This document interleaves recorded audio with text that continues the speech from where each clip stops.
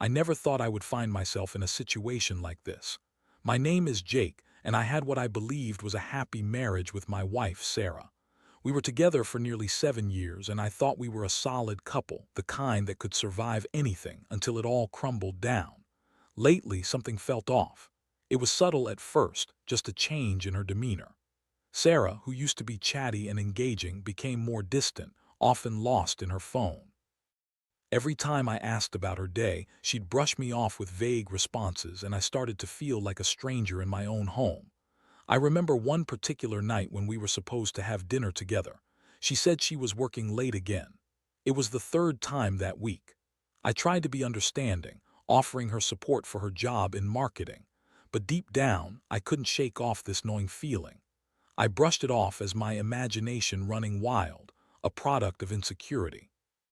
After all, I loved her and she loved me, or so I thought. Then came the red flags. I noticed her changing her appearance, new hairstyles, extra time in the gym. She had always taken care of herself, but this felt different. It felt deliberate, like she was getting ready for something or someone else. I tried to confront her about it once, but she laughed it off, saying I was being ridiculous and paranoid. I wanted to believe her, but the doubt was festering inside me. The tipping point came unexpectedly. I was at the grocery store one Friday evening, picking up supplies for our usual movie night when I bumped into Sarah's sister, Rachel.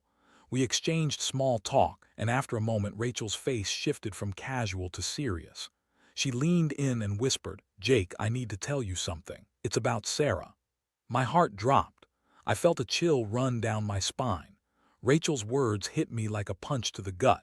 She told me that Sarah had been seeing someone else. It was like the ground beneath me vanished. I couldn't even process what she was saying. I stood there, frozen, in the middle of the cereal aisle as Rachel continued. "I didn't want to say anything, but it's bad. She confided in me. I thought you should know." My mind raced with disbelief, anger, and confusion. How could Sarah do this? Why would she tell her sister but not me? When I got home, my head was spinning. I felt betrayed not just by Sarah but by the entire situation. I had to confront her, demand the truth. When she walked in, I noticed the sparkle in her eyes was gone, replaced by a nervousness that was telling. I confronted her right away, my voice trembling with a mix of fear and rage.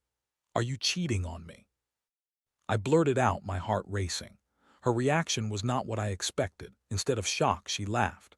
"Oh, come on, Jake. You really think I could cheat on you? That's ridiculous." She rolled her eyes and a wave of anger surged through me. I pressed harder, citing the changes in her behavior, the late nights, and then Rachel's revelation. Her dismissive attitude shifted and she tried to spin a web of lies. "Rachel is just being dramatic. You know how she can be when she's jealous.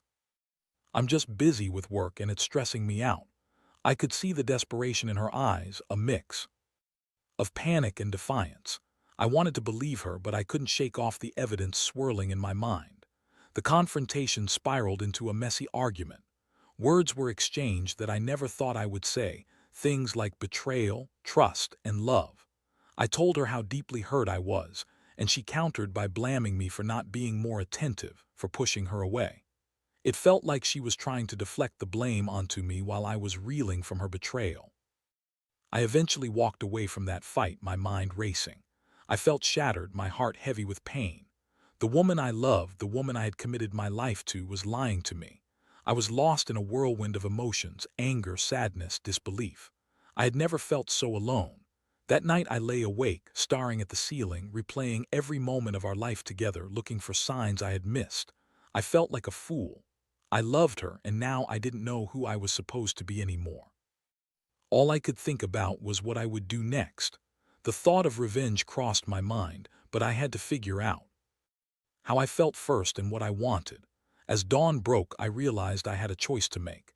I could either fight for my marriage or choose to let it go. But in that moment of pain and confusion, I didn't know what I wanted. I just knew that something had to change. The days following the confrontation were a blur. I carried a heavy heart, and every moment felt like wading through thick fog. Sarah acted as if nothing had happened, her dismissive laughter ringing in my ears. It felt surreal to live in the same house as someone who had so casually discarded the love we had built together. I could hardly look at her. Every time I did, I saw the betrayal etched into her features. The emotional turmoil was suffocating. I threw myself into work, hoping it would distract me, but the truth seeped into every corner of my life. My coworkers noticed my distraction. They would ask if I was okay, but I brushed them off, not wanting to share my heartbreak. How could I explain that the woman I trusted implicitly was unfaithful? It felt like a secret I was burdened with, one that turned my own life into a lie. Each evening, Sarah would come home, acting as if we were still the happy couple we once were. She'd ask about my day, and I would respond with short, clipped answers. I could hardly muster the energy to engage in conversation. The distance between us grew, and I could see the frustration building in her eyes. I could sense her mounting anger and confusion, but I didn't care. I wanted her to feel even a fraction of the pain she had inflicted on me. One evening I came home to find her on the couch, phone in hand, chatting away with someone. I felt a surge of rage and jealousy. My mind raced with thoughts of who she was talking to. Was it him? I stood at the entrance of the living room, waiting for her to notice me. When she finally looked up, her smile faded as she saw the look on my face. "What's wrong?" she asked, feigning innocence. I didn't answer. Instead, I walked towards her and stood over her, arms crossed. "Who are you talking to?" I demanded. She rolled her eyes again, dismissing my question like it was a child's tantrum. "Just a friend from work, Jake, chill out." I could feel my heart racing, anger bubbling beneath the surface. "A friend, is that what you call him?" Her gaze hardened. "You're being ridiculous, Jake. Why are you so jealous all of a sudden?" Jealous. This wasn't about jealousy, it was about trust, a trust that she had shattered. I was at a crossroads, and it was becoming clearer by the day that I couldn't continue living like this. I needed to confront the reality of the situation, but I also needed to gather solid proof of her infidelity. With a determination I didn't know I had, I began to track her movements. I took mental notes of her schedule, her late nights, the times she received texts that made her smile too broadly. It became a desperate game of espionage, but I felt I needed to uncover the truth, to find out who the other guy was. I didn't want to confront her again without evidence. I wanted to catch her in the act. One particularly cold Friday night, I knew she was supposed to meet some friends for dinner. I decided to follow her, my heart pounding in my chest. I slid into my car, fingers trembling against the steering wheel as I watched her leave, the click of her heels echoing in my mind like a countdown. She drove to a trendy bar downtown, a place I had never seen her mention before. My gut twisted as I parked a few blocks away, waiting. Time crawled as I watched her enter the bar, looking radiant yet distant. I felt like a voyeur, a trespasser in my own life. After a short while, I saw a man approach her, tall, dark-haired, the kind of guy who looked like he belonged in a magazine ad. They exchanged hugs, too intimate for my liking, and I felt something inside me snap. I didn't need a crystal ball to know what was happening. Without thinking, I stepped out of my car. I couldn't just sit there. I had to confront her now. I stormed towards the entrance, adrenaline pumping through my veins. As I pushed through the door, the dim lights and loud conversations enveloped me. My eyes landed on Sarah and her mystery man, laughter spilling between them like they were the only two people in the world. I approached them, my heart racing, anger boiling over. "Sarah," I bellowed, my voice cutting through the noise of the bar. Her head snapped around, shock painted on her face. "Jake, what are you doing here?" she stammered, her panic palpable. My gaze flicked to the man beside her, who was clearly taken aback. "So this is your friend from work?" I spat, the words tasting bitter on my tongue. "Wait, let me explain," she said, trying to grab my arm, but I jerked away, unwilling to let her touch me. Before she could formulate an excuse, I turned to the man. "Do you even know she's married? What kind of guy does this?" He shifted uncomfortably, suddenly looking very small. Shut up." I shot back, not wanting to hear his pathetic excuses. I turned back to Sarah, rage burning in my chest. "You think this is okay? You think I wouldn't find out?" She opened her mouth to respond, but I cut her off. "You told Rachel everything, but you couldn't even tell me. How pathetic is that?" The confrontation spiraled into chaos. The bar around us faded, and all I could focus on was her face, the look of panic mixed with irritation. I could feel my hands trembling as I paced back and forth. "I never thought you'd stoop this low," I yelled, feeling the anger and despair engulf me. "Jake, please, it's not what you think," she shouted, desperation creeping into her voice. But I couldn't listen anymore. I was done. I turned on my heel and stormed out of the bar, feeling like I had finally broken free from the fog of confusion. I needed clarity, and I was ready to confront the reality of my situation. The drive home was a blur. My mind was racing, replaying the confrontation over and over. I felt a mixture of anger, betrayal, and sadness that crashed over me like a tidal wave. I wanted to scream, to cry, to throw something. Instead, I kept my grip tight on the steering wheel, knuckles white as I navigated the dark streets. When I finally got home, the silence was deafening. I entered the house, feeling the emptiness of it swallow me whole. I wanted to break something, to shatter the illusion of what my life had been, but instead I crumpled onto the couch, burying my face in my hands. I'd seen the betrayal with my own eyes, yet I still felt a lingering doubt. Maybe she would come home and explain everything. Maybe I had misunderstood, but deep down I knew that the truth was staring me in the face and I had to confront it. As I sat there, my phone buzzed with a notification. It was a text from Sarah. "Where are you? I'm home." My chest tightened. I felt a surge of anger and the desire to turn my phone off, to ignore her completely. But I knew I couldn't. I had to face her. Taking a deep breath, I stood up and walked to our bedroom, each step heavy with dread. She was sitting on the edge of the bed, her face pale and drawn, eyes wide with worry. The moment I walked in, she looked up, searching my face for something. Apology, forgiveness, understanding. But all I felt was an overwhelming sense of betrayal. "Jake, please let me explain," she started, but I cut her off. "Explain what? How you could betray me so easily?" I shot back, my voice shaking. "You've been lying for months, Sarah. You've been seeing someone else, and I saw it with my own eyes." Her face paled even more, and I could see the panic rising.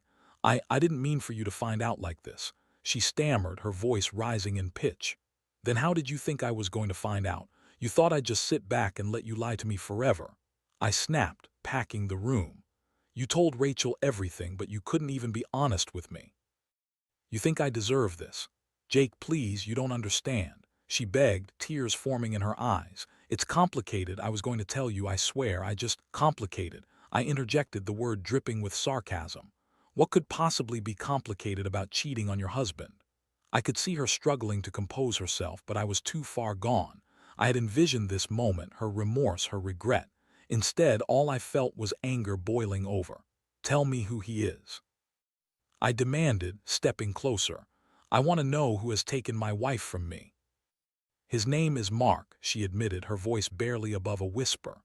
"We met at a work conference. It was just supposed to be a fling, something fun." "Fun?" I interrupted, incredulous. "You think betraying your husband is fun? How could you?" "Jake, I was lonely," she pleaded, her voice breaking.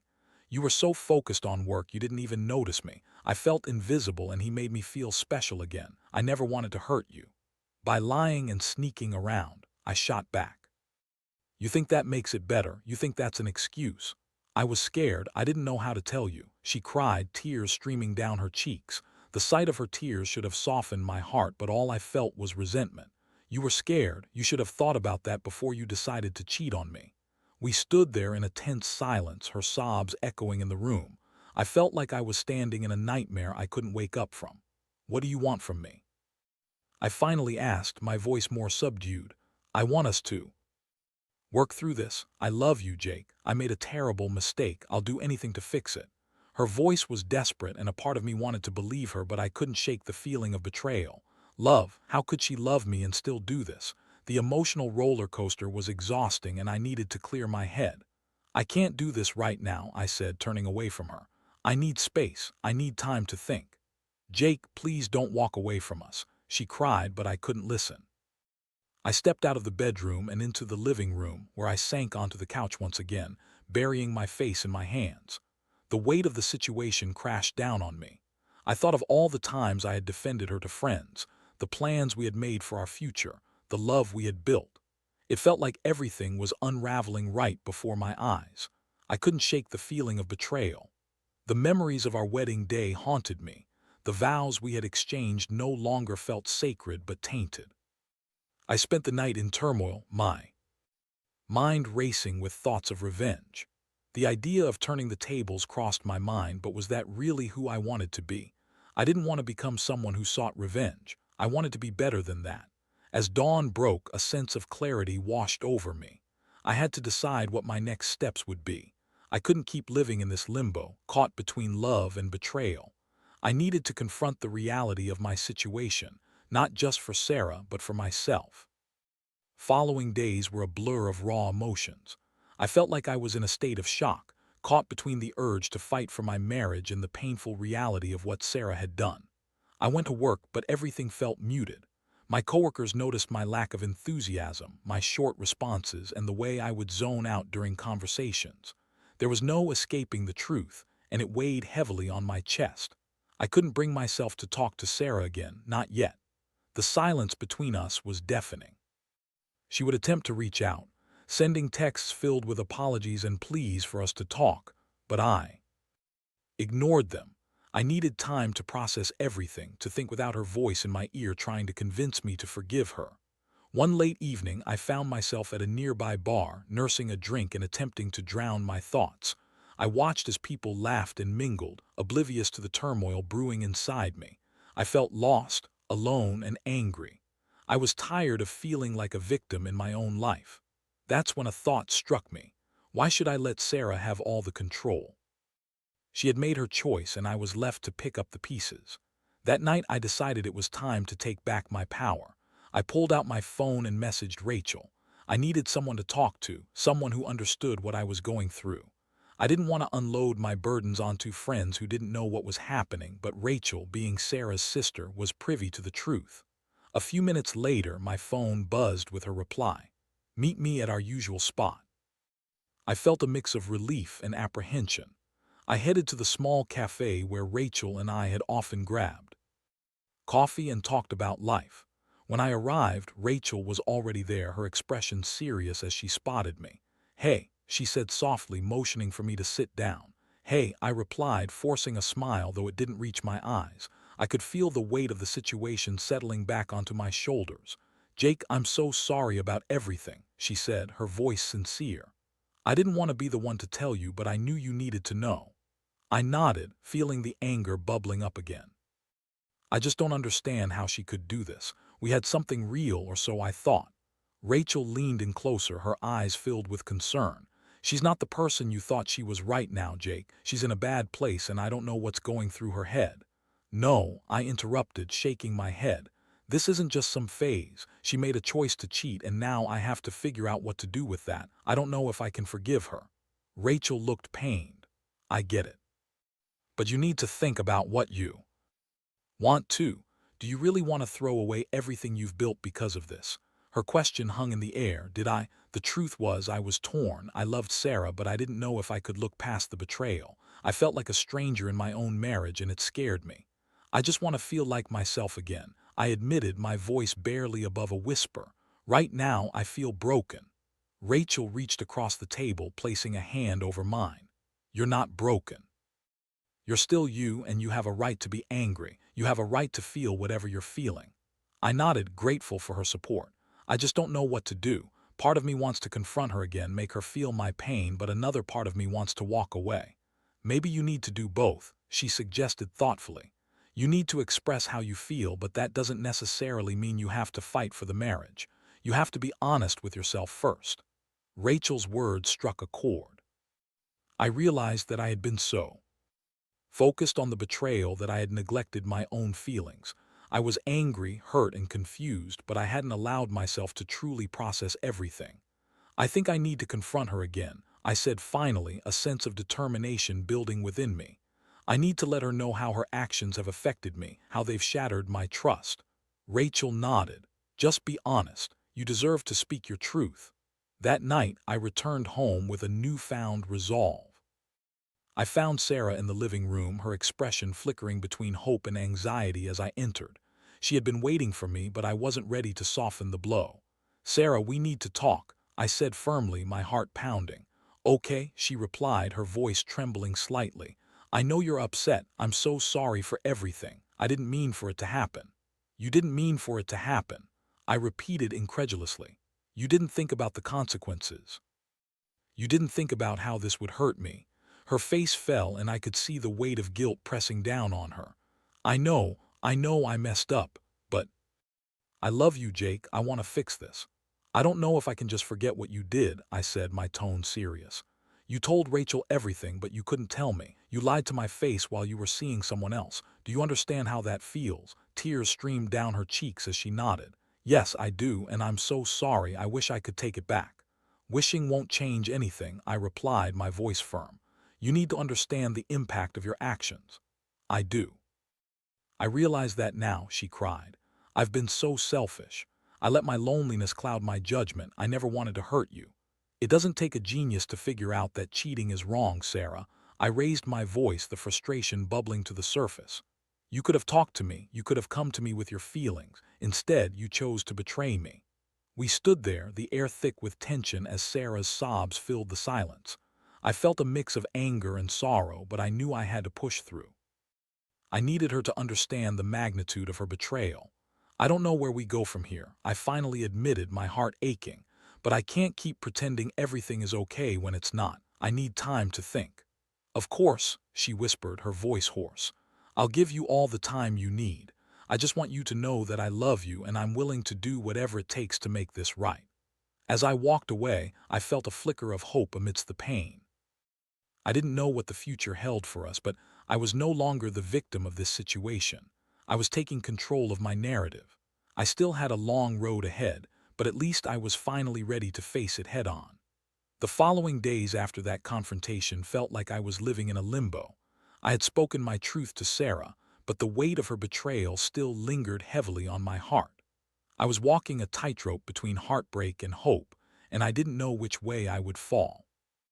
I took time off work, needing space to think and process everything. Each morning was a battle against my own thoughts. The house felt uncomfortably quiet without the usual hum of our lives together. I could hear the faint echoes of laughter from happier times and the memories cut like a knife. I wanted to remember the good moments, but they felt tainted now, overshadowed by the reality of her infidelity. Despite the heaviness, I started to make a list of things I needed to consider. I thought about therapy, both individual and possibly couples therapy. I knew that just saying that I wanted to work on things wasn't enough. There were underlying issues we needed to address, issues Sarah would need to confront if there was any hope of rekindling trust. One afternoon, as I sat on the couch, I scrolled through my phone, aimlessly browsing social media. I stumbled upon a post from a relationship expert that caught my eye. The caption read, "Healing after betrayal, understanding your worth." Intrigued, I clicked on it. The expert spoke about the importance of self-worth, recognizing that being cheated on was not a reflection of who you are. The words resonated deeply with me. I needed to remember that I was worthy of love and respect, regardless of Sarah's actions. That was the turning point for me. I realized I needed to focus on myself first, to rebuild my own self-esteem before even considering the idea of reconciliation. I picked up my journal and started writing my feelings down, pouring my heart onto the pages. I wrote about the pain, the anger, but also about my desire to heal. Writing became a cathartic release, a way to organize my thoughts, and it helped me clarify what I truly wanted. A few days later, I decided to reach out to Sarah. I sent her a text asking if we could meet to talk. She responded immediately, her eagerness evident in her reply. We agreed to meet at a local park, a neutral setting that felt less suffocating than our home. When I arrived, I spotted Sarah sitting on a bench, tapping her foot anxiously. Her eyes lit up when she saw me, but I could see the tension in her shoulders.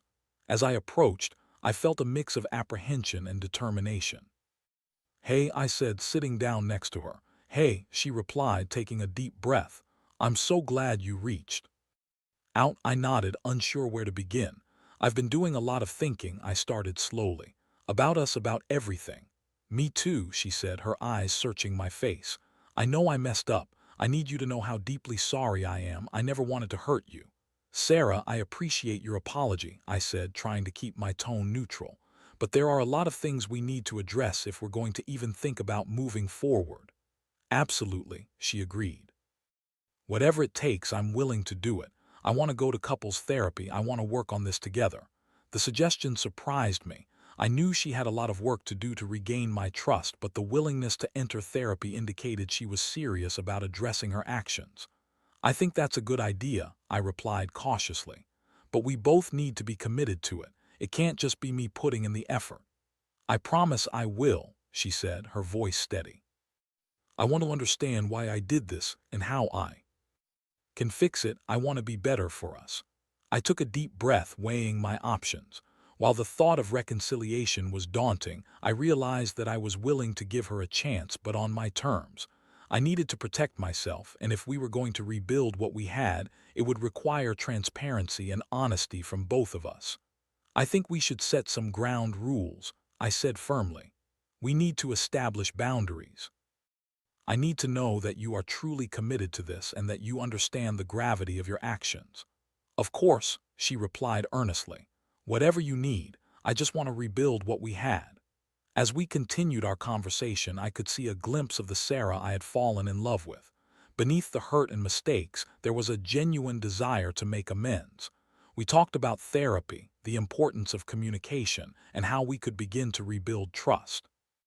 It felt like a small step forward, but it was a step nonetheless. That day in the park marked a shift in our dynamic.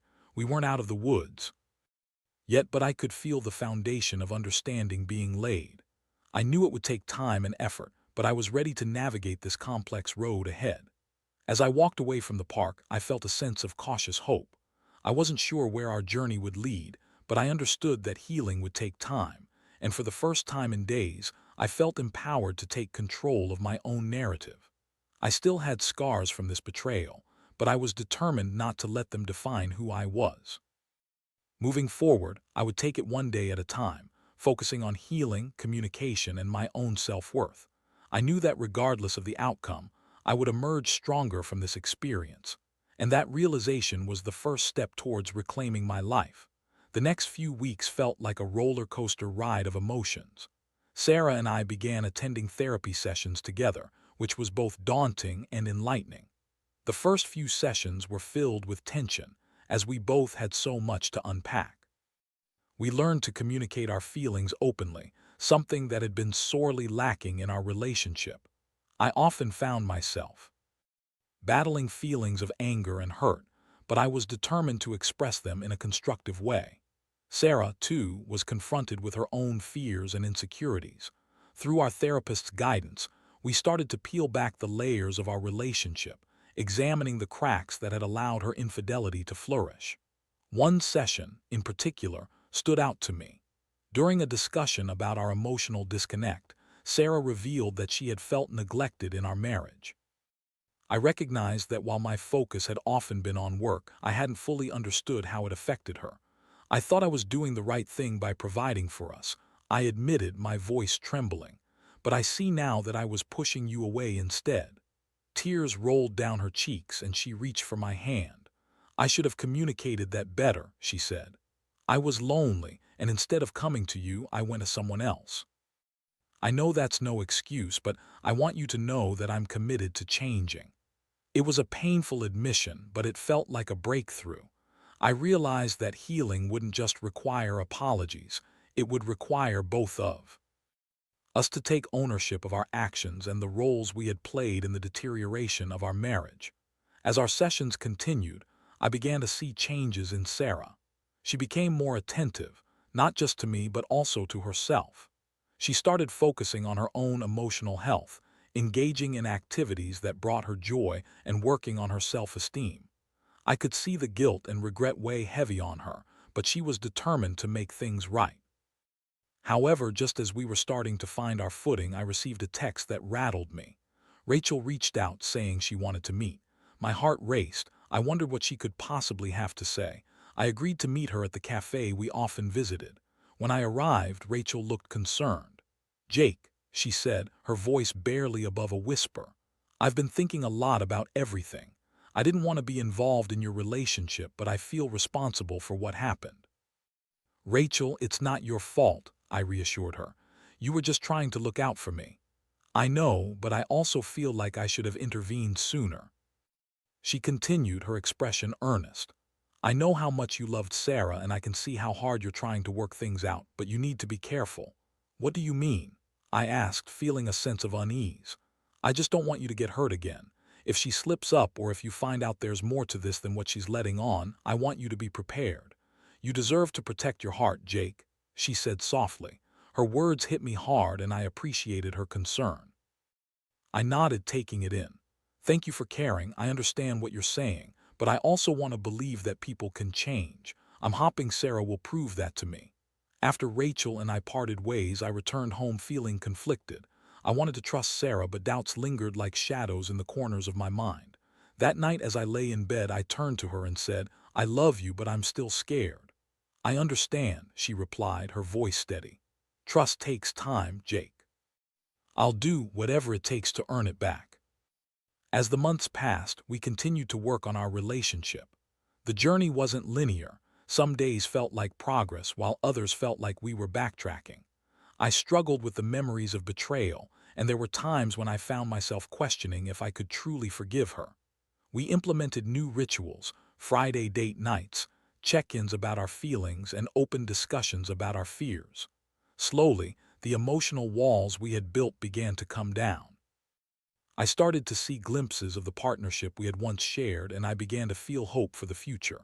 One evening, as we sat together on the couch, I looked at Sarah and smiled. You know, I think we're getting somewhere, I said, feeling lighter than I had in a long time. I hope so, she replied, her eyes shining. I want us to become even stronger than before. Her determination inspired me. I realized that while the scars of her betrayal would always be a part of our story, they didn't have to define our future. We both had a choice to make, to either let the past consume us or to harness it as a lesson in growth. Eventually, I began to feel a sense of acceptance. I understood that rebuilding trust would take time, but I was willing to be patient. As we embraced this new chapter, I discovered that love was not just about perfection. It was about resilience, vulnerability, and the willingness to fight for one another. Looking back, I learned that betrayal doesn't have to be the end. It can be a wake-up call, a catalyst for change. I had to face the truth of who I was and what I wanted, and I realized that I was stronger than I had ever given myself credit for. As I sat with Sarah, I could feel a sense of peace settling in. It was still a long road ahead, but together, we were ready to navigate it, one step at a time. And in that moment, I felt a glimmer of hope that our love could not only survive but thrive, emerging from the ashes of betrayal stronger than ever.